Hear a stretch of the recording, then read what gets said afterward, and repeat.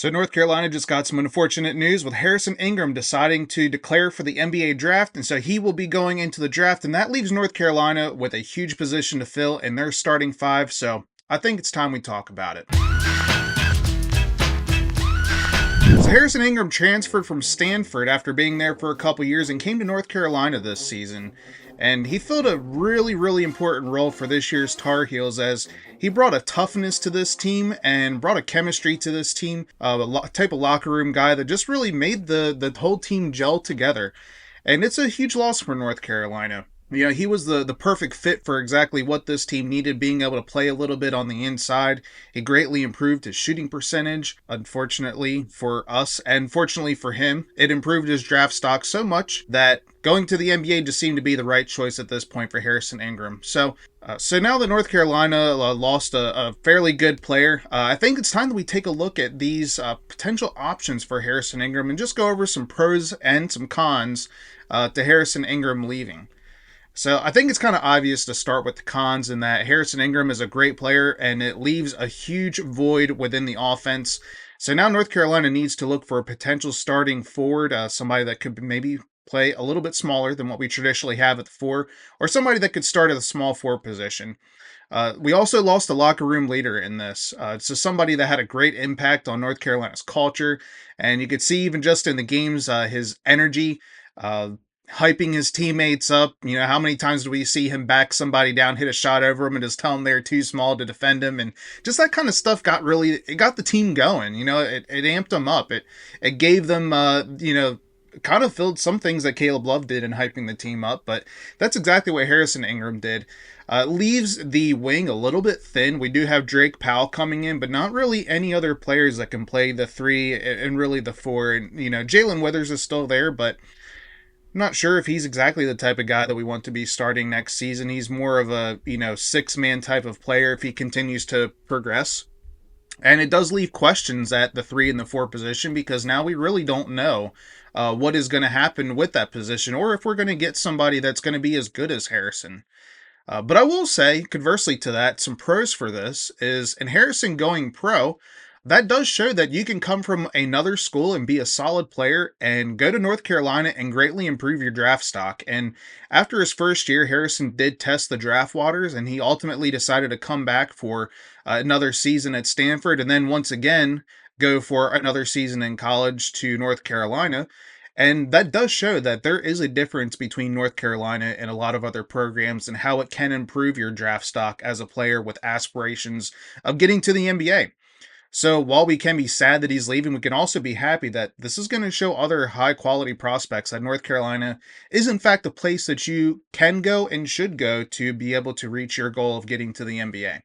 Let's see, another thing is that Carolina can move on now after waiting all this time and really go full force into the recruitment of other players that would be playing the same position as Harrison.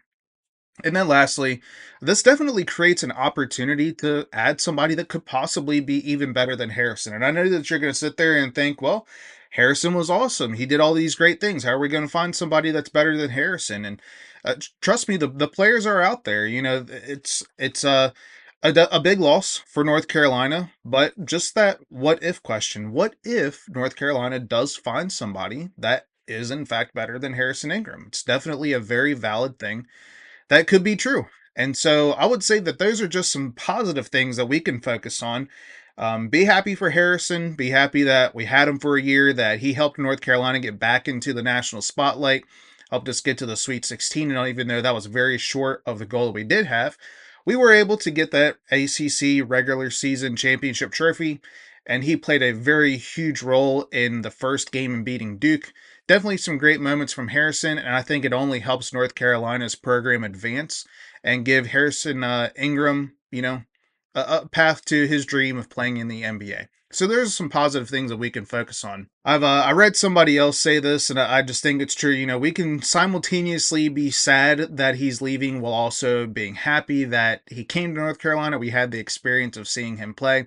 He is forever a Tar Heel, and it's going to attract more talented players to come to the program.